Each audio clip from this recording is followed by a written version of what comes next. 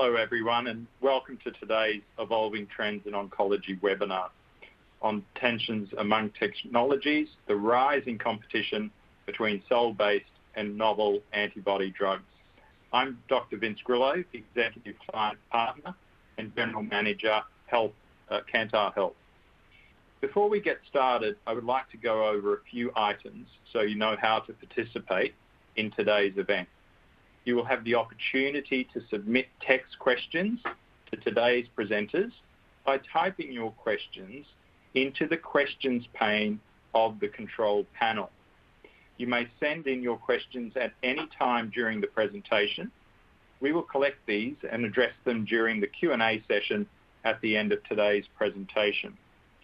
Under the resource list, you may also find the latest fact sheets on our oncology solutions.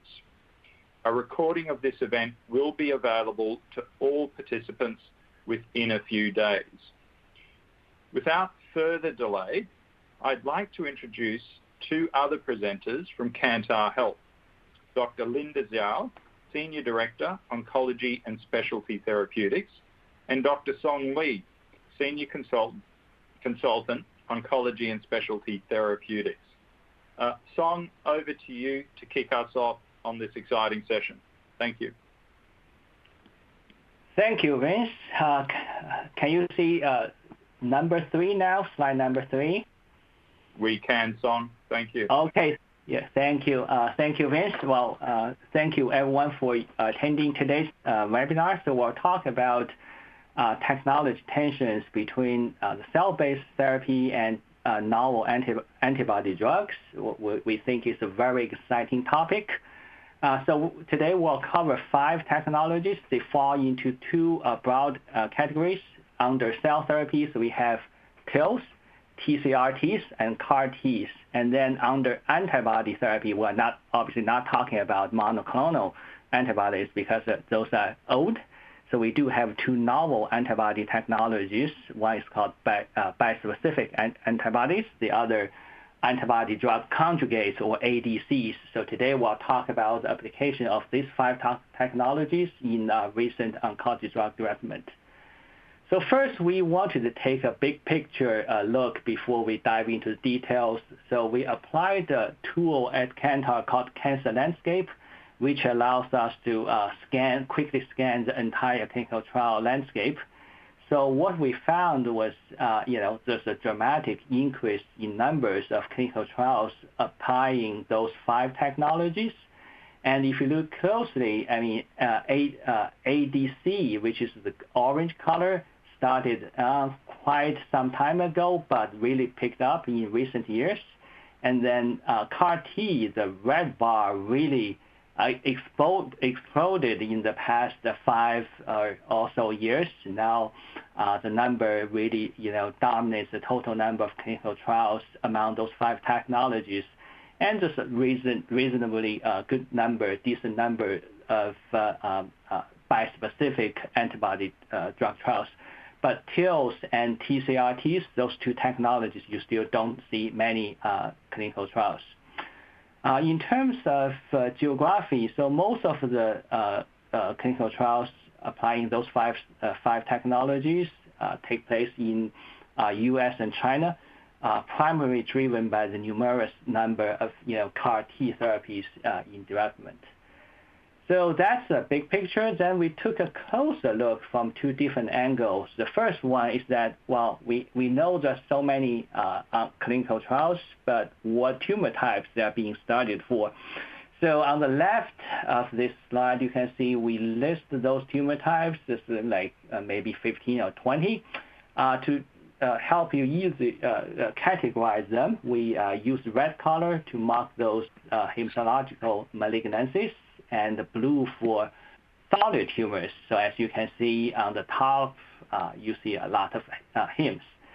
Then if you look into the individual technologies, then you'll see CAR-T is mostly being conducted in HEMs, and then TCRTs and TILs, there are not many of them. They are mostly being conducted in solid tumors, and then bispecific and ADCs are being studied in both solid and liquid tumors.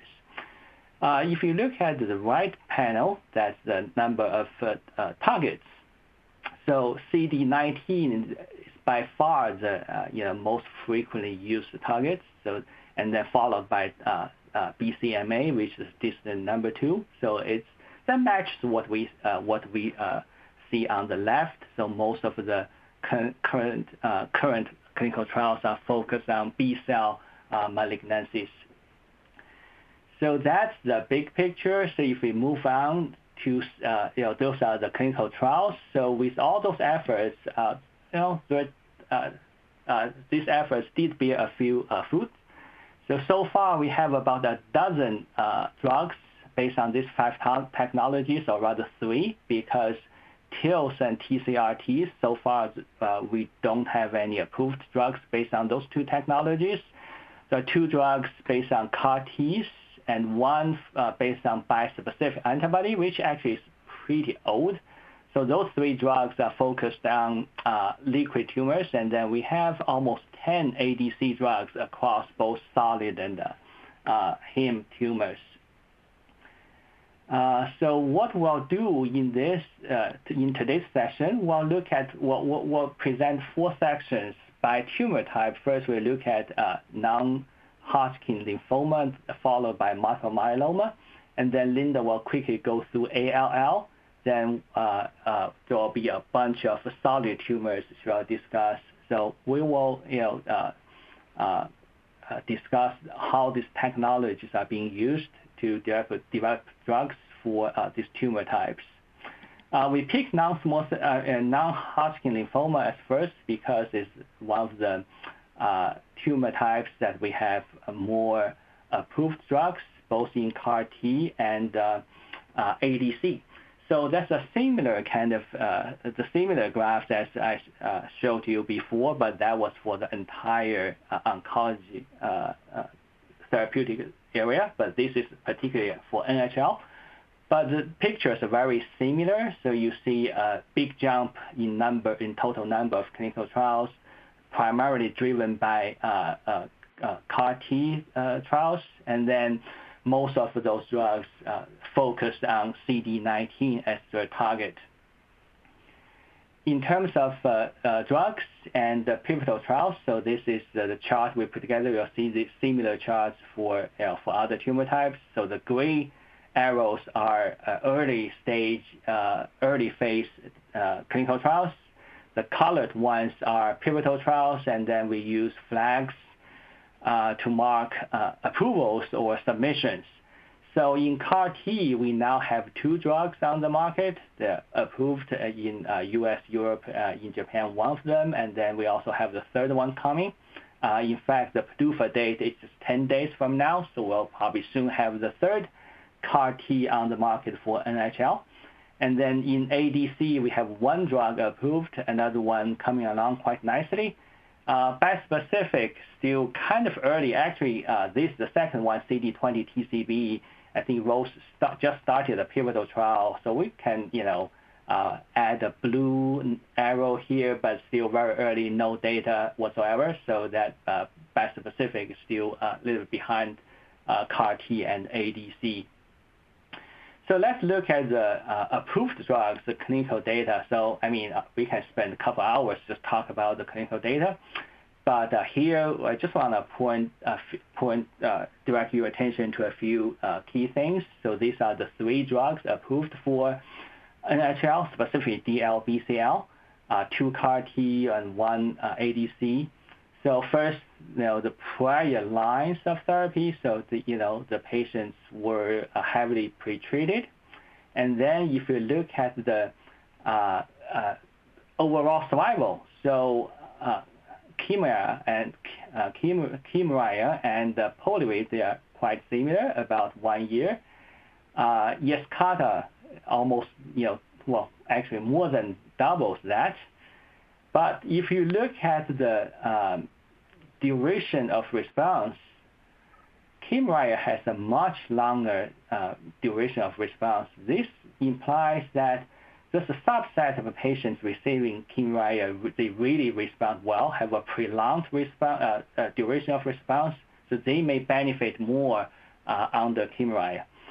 So then the next thing I want to point out is, I think by now everyone knows that CRS or cytokine release syndrome is the main concern for CAR T.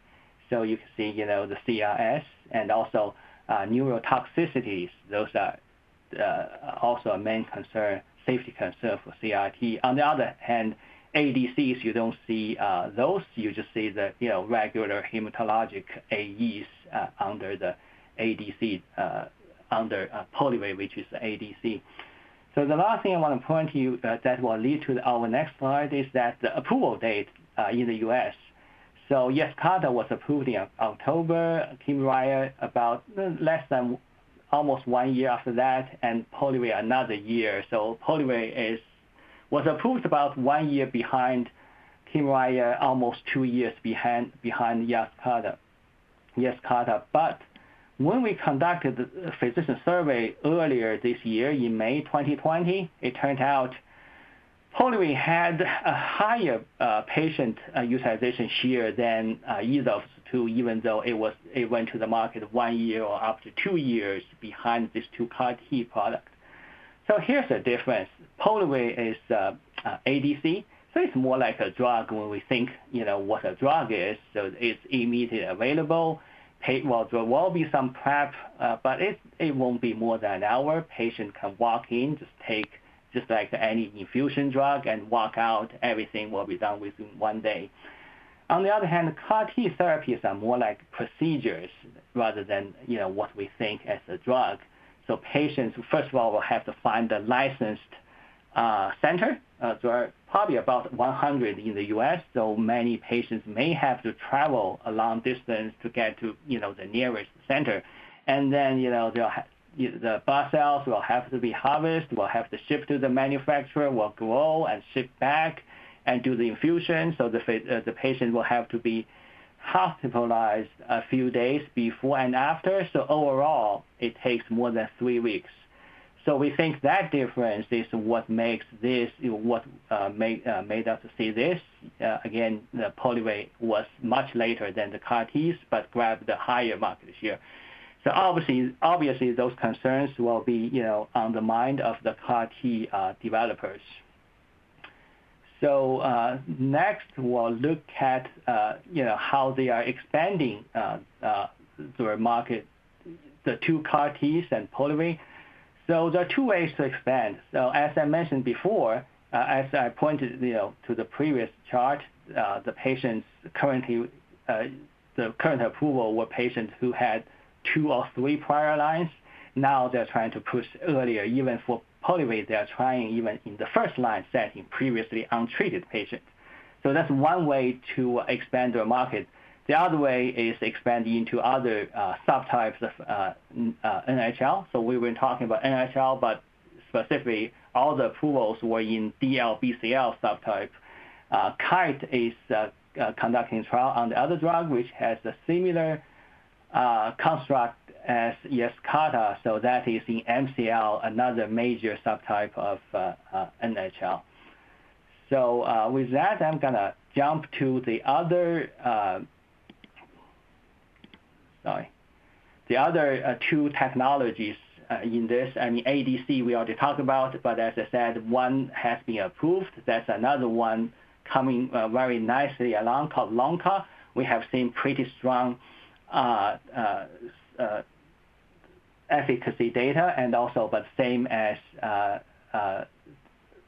the other ADC Polivy, so we don't really see CRS or neurotoxicity as we see in CAR T. Bispecifics, really, Roche has 2 drugs in this category. As I mentioned, they are a little bit behind. But what's interesting is this mosunetuzumab. It has shown pretty good, impressive efficacy in post-CAR T setting. So for those patients who had received prior CAR T therapy. So in this case, the two technologies are not competing, they are more complementary in a sense. So these are the slides. I want to talk about the individual technology about in NHL. So lastly, we want just to put all the data together across the three technologies and have a look how they compare to each other. But we have to take this with a grain of salt because this, all those were individual clinical trials. They were not head-to-head. So when we put them together, we can do some comparison, but don't read too much into it. So when we look at the response rate, so as you can see, we have a lighter color, which indicates the range because we put clinical trial data together. So there's a range, for example, in ORR, we have seen somewhere between 50% and upper 80s. So this lighter color really sets the range of ORR as we have seen in different clinical trials. So ORR-wise, CAR-T seems to have slightly better ORR than the other technologies. And then in terms of duration of response and survival, bispecific is a little bit too early to call. It's still early, so the data is not mature yet. Otherwise, CAR-T potentially show the longest overall survival. So efficacy-wise, seems CAR-T is slightly better, but safety-wise, as I mentioned, even though bispecific antibodies we don't have much data, but based on what we have seen so far, it seems to have a more desirable safety profile than the other two technologies. So that is on NHL. So next, I'll switch to multiple myeloma.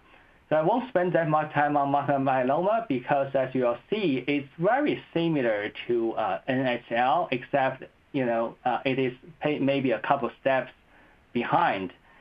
So here, similar picture, you'll see a big jump of CAR-T. And also, you see most of the technology trials focus on one target, but in this case, it's BCMA rather than CD19.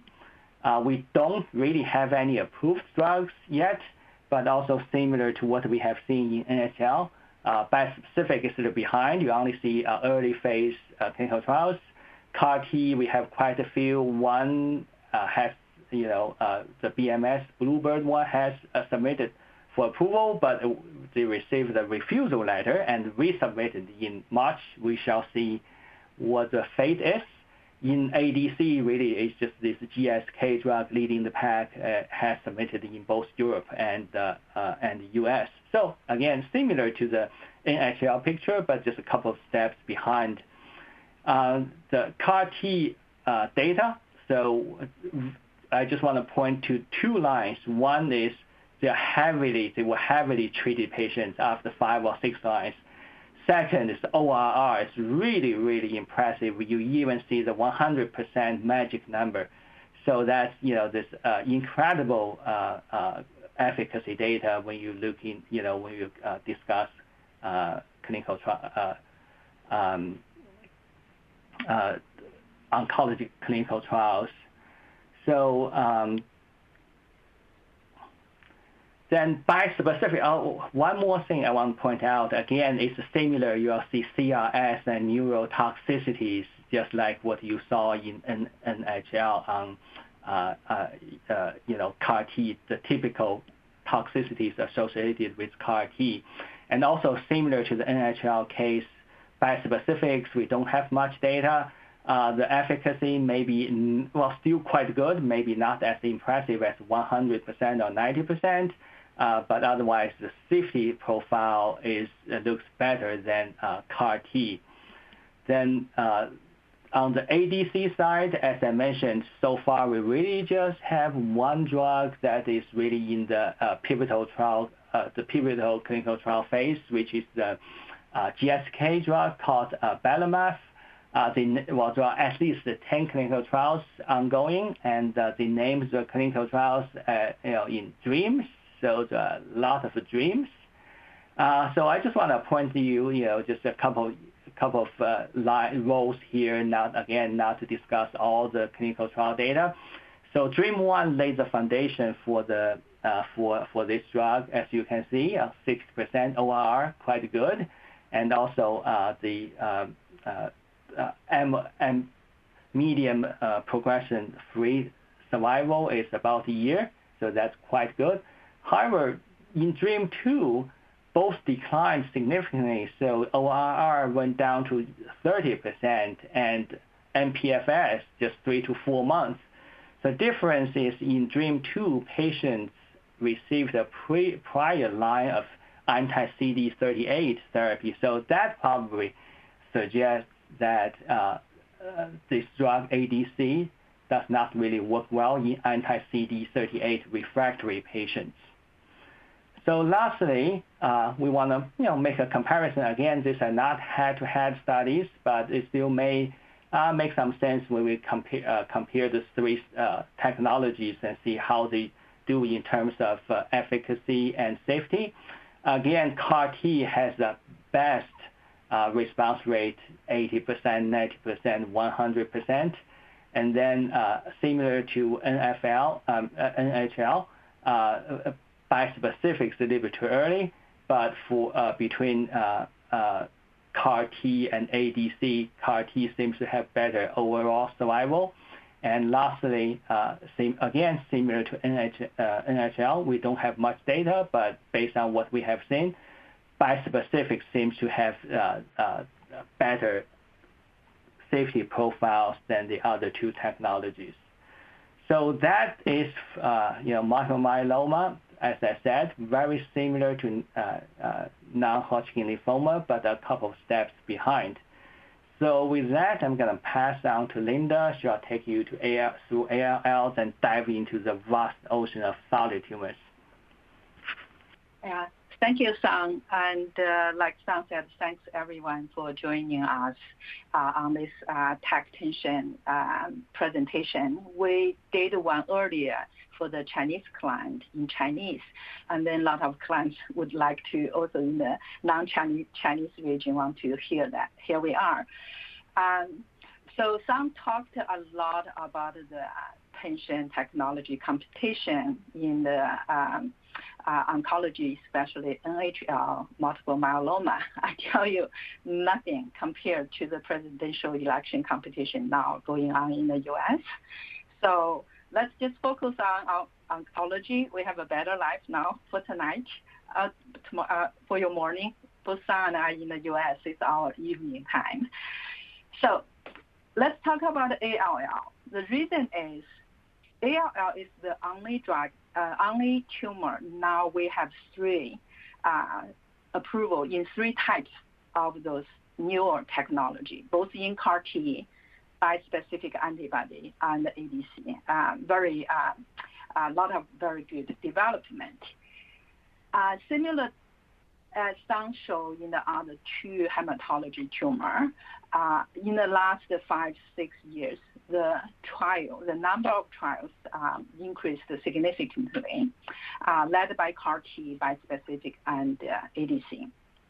And similarly, the most heavily studied target, like CD19, CD22, those very prevalent target.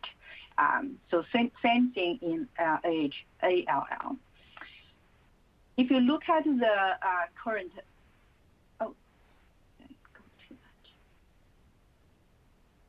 if you look at the current approval status for ALL, both Kymriah, the CAR-T drug, the Blincyto Amgen's bispecific drug, and the Besponsa, the ADC, they are all got approved. And the utilization actually is quite well. On the right side, you can see our latest data surveying the global physician, US, EU5, and Japan. Those new technology are kind of very established in the later lines, in the refractory, not in first line yet. For ALL, first line treatment still relying on the cytotoxic, all the cocktail drugs. But the companies are not stopping, only comfortable with those drugs staying in later line. And you can see all of those are trying to push, expand the indication. And Blincyto trying to get into first line Ph negative ALL, and Team Raya trying to expand into adult patients. Currently, it's only in pediatric or less than 25, younger than 25 years old patients. And the second CAR T drug, Yescarta, also trying to look in to get into ALL. So the competition in ALL will only getting harder, especially when they are trying to push into earlier front line, and that will dramatically change the long time treatment standard in ALL. Beyond the approved Kymriah, the CAR T drug, there are a couple of newer next generation CAR T drug coming in the pipeline. Like CAR T has the good efficacy, like some mentioned in the earlier other two tumor types and in ALL, but they do come with very big hurdles. And one of them you can see on the right hand, some of the newer CAR T, you can TrueCAR or FastCAR, they're trying to address some of those issues, trying to get a shorter manufacturing date, or even like on the shelf. You get the donor cell that you manufacture. You don't need to go through the long time. Some patients are especially refractory patients. They do not have the time to wait for your long manufacture status time. So the faster, quicker, more efficacy drug probably is the unmet needs people need to address. So we talked a lot of the hematology thing. I do want to use the last section to dive into solid tumor. A lot of things happening in hematology with the cellular cell therapeutical techniques we just discussed. What about the solid tumor? There are so many. A lot of the major tumor burden are in solid tumor, non-small cell, breast, CRC, you name it.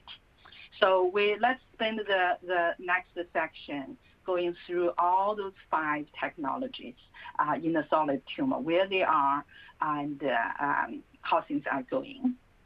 So let's look at the big picture first. These kinds of landscape really are very nice tool. You can quickly go in and see what type of trials are going on in what type of tumors and targeting what type of targets. So that's exactly this slide shows. Among those 5, let me go back one slide. Among those 5 technologies, ADC is the most advanced technology in solid tumor. So let's go to ADC first. If you look at that, among all those 5 technologies, and ADC, the orange one, clearly, obviously is the leader, and heavily studied in breast, non-small cell, lung, and bladder. And of course, other like ovarian, you can see by this chart, very self-explanatory. And CAR T also in some of the very hard to treat tumor, like brain tumor, liver tumor, with pancreatic tumor. People know it's high burden in Asia, but very few available high effective options there. And if you look at the right, all the targets, those newer technology are trying to target, and HER2, CD3, and now naming all of them. All of those are very heavily studied. So if you look at all the 5 types, I didn't put CAR T on this one because CAR T in solid tumor is relatively speaking on the very new early phase. But I do have a slide showing you where those CAR T are in solid tumor. But focusing on this slide, you can see ADC, you have a bunch of drugs already approved in solid tumors, especially in the breast tumor, and CRC and triple negative breast tumor. Most recent one is the bladder cancer. And all those antibody drug conjugate type of technology is leading the competition in among those newer technologies. Bispecific antibody, Amgen is leading this type of technology, and they are also testing this in hard to treat prostate cancer when the patients are in metastatic castration refractory phase. And the last two, the TIL and TCR-T, those are very actively studied in solid tumor. You can see with those colors showing our pivotal trials are actually ongoing for those for melanoma, cervical, and sarcoma. And if any of those trials succeed, we are looking forward to new type of drugs. Remember, none of those two types have any drug approved yet. But look at those pivotal trials, they are heavily studied there. So coming back to ADC. ADC in breast cancer, a lot of those are actually based on the trastuzumab-based conjugates. And the difference between Kadcyla in HER2 and this newer drug is what the payload, the cytotoxic partner, and what the linker is, cleavable or non-cleavable, and what are the antibody drug ratio. And all those are very important to manage the efficacy and at the same time manage the toxicity. And if you look at the approval status, Kadcyla approved based on the Catherine trial, and then the HER2 approved based on the Destiny breast trial. And another newer type of the ADC is this TROP2 ADC drug, the Troxin, and it was just recently approved, like less than half year ago. So all those are showing based on the very good efficacy in those hard to treat patient segments. So after those success of HER2-based conjugated or TROP2-based conjugated ADC drugs, and people are naturally turning to another patient segment, which is the HER2 low expression patients. And this is not a new try. Herceptin Kadcyla has been trying in those settings in the HER2 lower expression. They are not negative, but they are not like IHC 2+ or more, like not very clearly positive. So those patients actually don't have too much effective treatment options. And a lot of trials actually failed in trying to address this HER2 lower breast cancer patients. And the newer drug, they do show very good efficacy. In HER2, you can see some of the data showing on the right side, very good overall response rates in the pre-treated patients. And but the thing is, for in HER2, there is a very concerning side effect, the ILD, interstitial lung disease. People need to make sure how to manage that. Regardless, based on the encouraging data, Daiichi Sankyo and AstraZeneca, they have this pivotal Destiny Breast 04 initiated. And if that pivotal trial got any encouraging or successful data, then this will be very promising for the HER2 low breast cancer patients. And also, HER2 is not only limited in breast cancer. They are actually present in some other type of solid tumor. And HER2 already Herceptin already utilized in gastric cancer. You can segment gastric cancer patients by HER2 positive and HER2 negative. However, in HER2, we already showed earlier, has very good efficacy in HER2 positive and HER2 low expression patients. So people are kind of leveraging the success of HER2 and trying to get that into gastric. You can see here Destiny gastric, Destiny lung, and Destiny CRC. Really I like all the name, how they named the trial.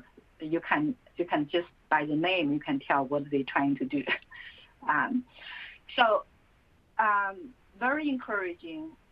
Trying to get ADC technology into other solid tumor beyond breast cancer. But of course, I want to point out here, efficacy and toxicity is like hand and glove. They come together. And when you have higher efficacy, and make sure you watch out the toxicity. And also, all those ADC drugs are trying to expand into more and more solid tumor. The other encouraging one and actually successful one is bladder. The PADCEV drug was just approved a year ago in bladder. And this is also a new Nectin-4 antibody drug conjugate. And based on currently, they are also trying to evaluate in phase 3 trials in the recurrent metastatic bladder cancer, along or with Keytruda. So trying to leverage the most advanced drug like immunotherapy already established in bladder cancer, trying to combine the newer ADC drug with Keytruda. So that's the story of the first approved ADC drug in bladder cancer. And there are other ADC drugs too, like we just showed earlier in the earlier slide. The Trodelvy also trying to get into the metastatic bladder cancer. The preliminary data showing it's kind of a little bit, the efficacy a little bit below what has been observed in PADCEV. And as the second one into the market, you really need to distinguish yourself to show better, either better efficacy or milder toxicity. So it's really giving the Trodelvy a lot of pressure in this competition in the bladder cancer. So let's talk about the cell-based therapeutics in the solid tumor. The promising technology is in the TILs. The lymphocyte, T-cell lymphocyte, infiltrate lymphocyte, I think has the advantage over CAR T. As you can see by two of the Ivan's trials, they all both show very promising response rate. And the company, Ivan's company, even mentioned in this pivotal trial in the cohort 2, because the significant response rate, they are going to probably do the regulatory filing based on that. And in cervical cancer, similarly, with this newer technology, they also have planned to file to support the U.S. filing based on this pivotal trial. And non-small cell lung, it's a huge tumor burden in a lot of Asian countries. And currently, immunotherapy drug has been revolutionized how non-small cell lung cancer patients being treated. 5, 6 years ago, it's everything's toxicity and then the targeted therapy, right? EGFR, ALK. But now everybody talking about the immunotherapy. What's next? So if the TIL technology can be combined with immunotherapy, it's very novel, excellent idea to see how the combination of those two advanced technology pan out for non-small cell, I think will be a very good direction to go.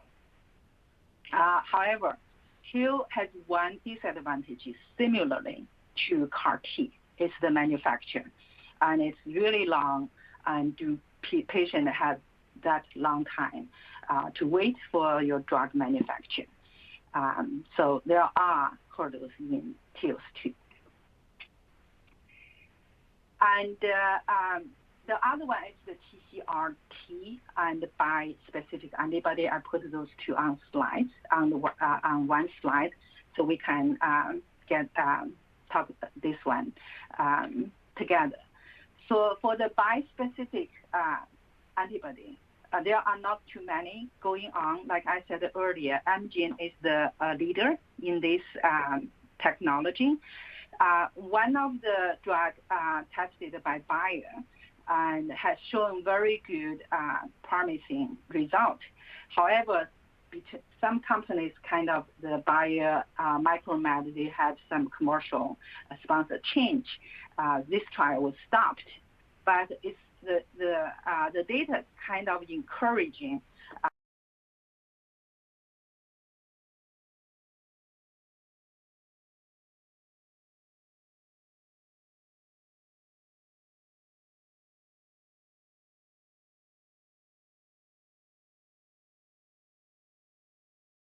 Amgen started on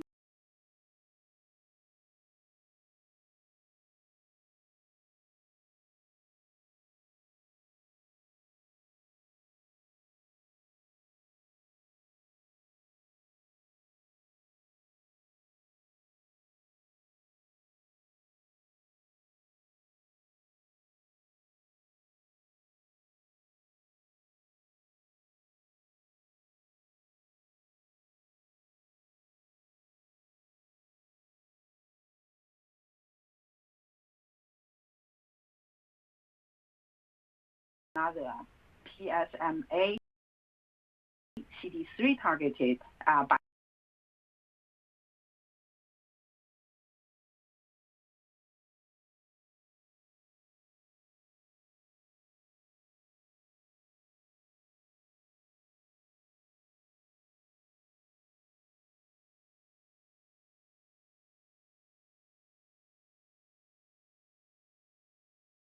in this area, and they actually add up Immune and GSK partnering together.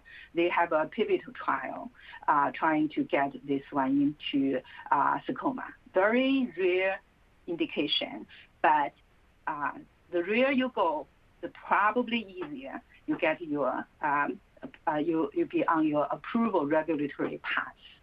So I think it's a very smart strategy. They picked the synovial sarcoma as the first indication to go on this one.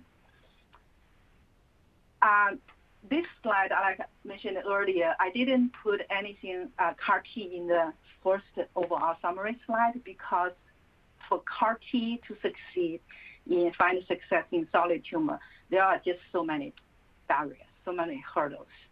And in solid tumor, it's very hard to find a homogeneously expressed surface antigen for CAR T to go.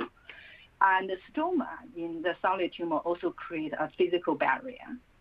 And once CAR T, you get to the solid tumor, there are so many immunosuppressive microenvironment where they need to overcome.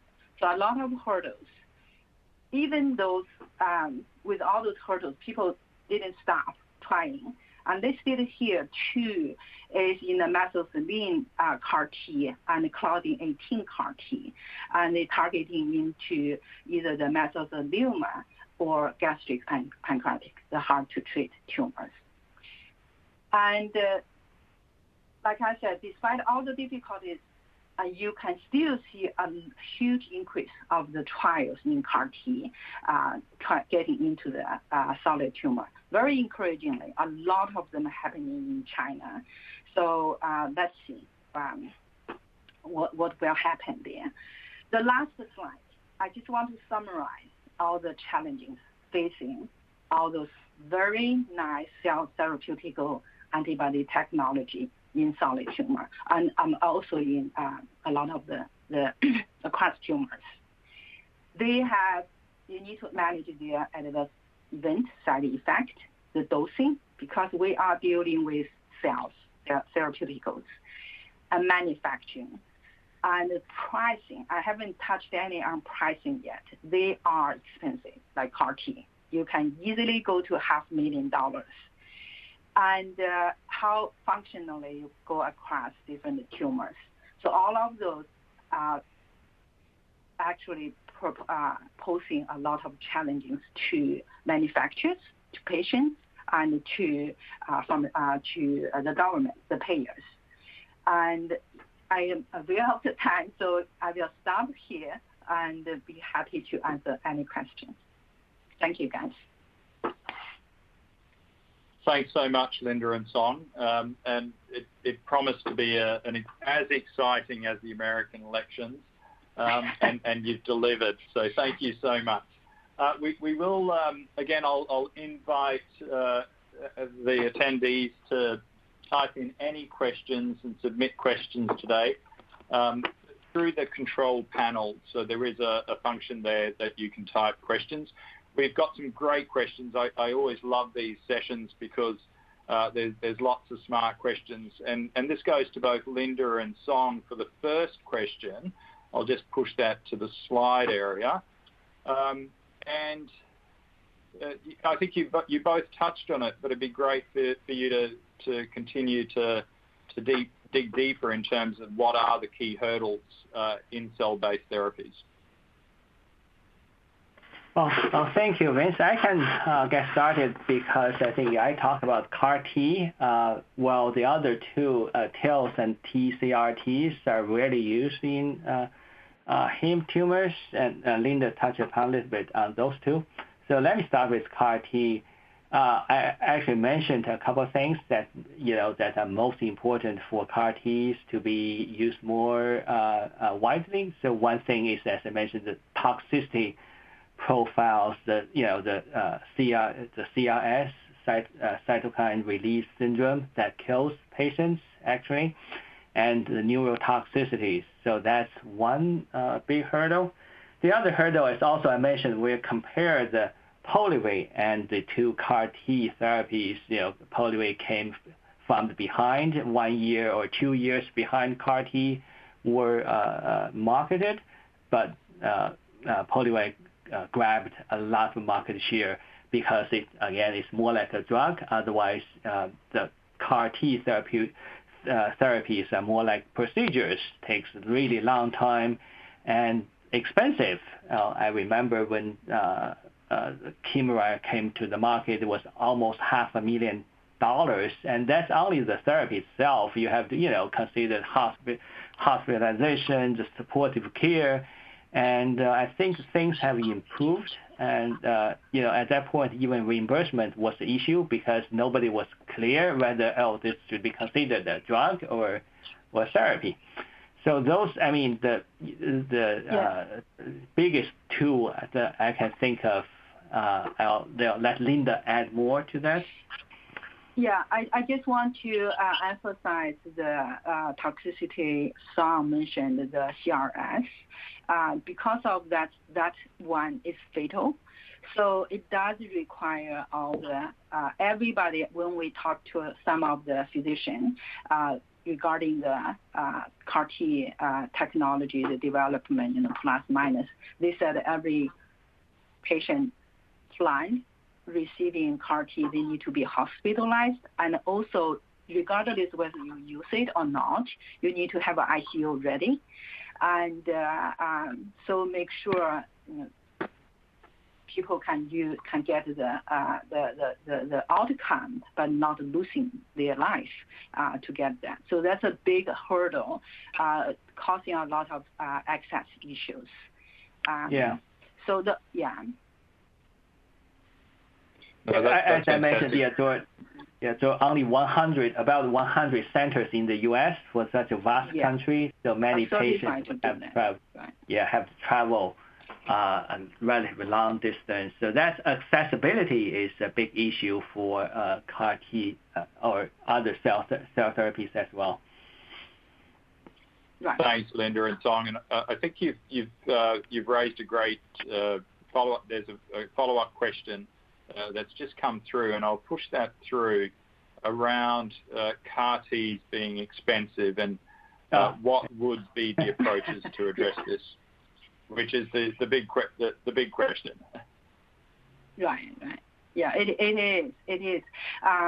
Like Sam just mentioned, I think earlier, the reimbursement system is not matured. Whether it has a lot of cost not covered by the reimbursement, because not only the drug, you need hospitalization, you need all the affiliated supported service, and I think the U.S. the payer first, let me make a very clear disclaimer. Sam and I are clinical experts, so we have Kantar does have a team on the reimbursement pricing side. But that being said, for CAR T reimbursement, I think has a lot of issue. In the U.S., people are working together trying to find a middle ground, whether you can pay it, reimburse it based on outcome. Like it's effective, then you pay. If not, then you don't. But those are all the ways people are working together to try to address that. And also, every country actually has different reimbursement way for those type of expensive drug. I saw on the news some of the American patients, they said they would rather go to China to be treated and at a lower price because of the financial burden. So I think you can see how complicated this whole hurdle is on the price side. And also technology could also improve that, because as we mentioned, CAR T, the procedure takes about 20 days, 3 weeks, because they have to harvest the patient's white blood cells and manufacture and ship back. So now there are companies trying to probably kill two birds with one stone. I think, for example, I guess a company called Allogene. So what they are trying to do is to use donor cells, so healthy individuals' blood cells rather than the patients. So then it's kind of not really off the shelf, ready and available, but supposedly the goal is they'll get it done within 1 day, rather than so the cells were ready and were waiting for the patients. So by reducing the overall duration of the therapy, that could also significantly bring down the cost. Yeah, I would agree. And I think also the other thing is all the drugs currently on the market are the first generation. And you all know all the drugs, they don't stop in first generation. So in the second generation, they probably would play high priority to address those manufacturing thing, pricing thing, effective thing. So hopefully more CAR T drugs got developed and approved, and that on that side also bring the pricing down a little bit. Thanks, Linda. Thanks, Song. And I'm sure we'll be hearing a lot about different disruptive technologies in already these technologies that are disrupting the treatments. You mentioned, Linda, and there's a follow-up question again around manufacturing. So I'll push this to the slide area, and it's around the production process of cell-based therapeutics is long, inefficient, patient-specific, and hard to scale up. What are the possible approaches to address these concerns? Yeah, it's all that's a very good question. Kind of also very interdependent with what Sam and I mentioned a little bit already. The process itself is patient specific. Patient has to, get your own cell out and do all the culture treatment, incubate the cell and kind of equip the cell with those new technology and then infuse back to the patient. So it's very long inefficient. If anyone of you are familiar with like 10, 15 years ago, the prostate cancer vaccine is similar, and that logistics thing really kind of dragging down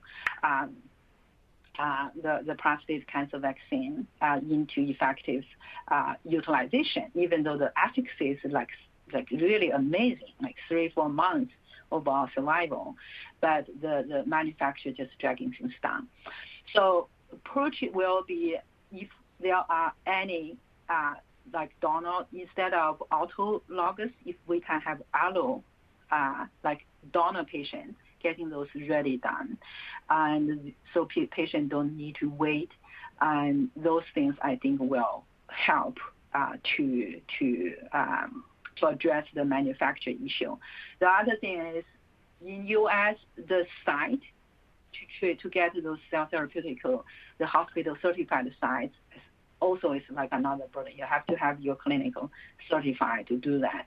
So those at the main side, if anything of those can be addressed. Our bottom line is to make it easier as possible for patients to access to the therapy. I think, and along that thinking, the way any point can be improved together will improve it. It's a very complicated process. Thanks so much, Linda and Song. And team, that's what we have for today. There are a few other questions. I'm conscious of time. Again, I want to thank Linda and Song for their great presentations through this series, and for everyone attending. Again, there is collateral on the resource list on the site, and this again is part of a series that we do want to remind. If you have any questions, queries, follow-ups after this seminar, please do reach out to Linda, Song, or myself. The previous webinars that we've conducted, topics include the impact of COVID on cancer treatments, biosimilars, biomarkers, NSCLC, and today the technology, the tension among technologies, and looking at that competition between cell-based and novel antibody agents. So thank you all. Have a fantastic day, a weekend ahead, and stay safe. Thanks very much. Thank you. Thank you.